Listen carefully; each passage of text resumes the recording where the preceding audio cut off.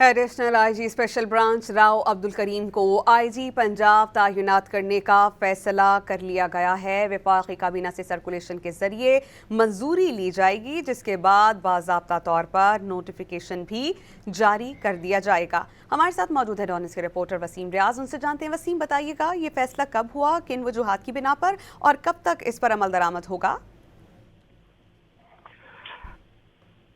जी देखिए, बिल्कुल फैसला जो है वो किया गया है कि आईजी जो डॉक्टर उस्मान अनवर थे उनको तब्दील कर दिया जाएगा और उनकी जगह पे राव अब्दुल करीम जो एडिशनल आईजी स्पेशल ब्रांच हैं उनको नया आईजी जो है वो पंजाब तैनात करने का फैसला कर लिया गया है और इस हवाले से जल्द नोटिफिकेशन जो जारी कर दिया जाएगा। जबकि जो का ये कहना है कि वफाकी काबीना से सर्कुलेशन के जरिए मंजूरी जो है वो राव अब्दुल करीम की बतौर आईजी पंजाब जो है वो नोटिफिकेशन किया जा रहा है। इसके अलावा जो डॉक्टर उस्मान अनवर है उनको जो है वो जल्द FIA में जो है वो तैनाती का इम्कान जो है वो भी जाहिर किया जा रहा है। तो ये नोटिफिकेशन के बाद तमाम चीज़ें जो है वो मज़ीद खुलकर सामने आ जाएंगी।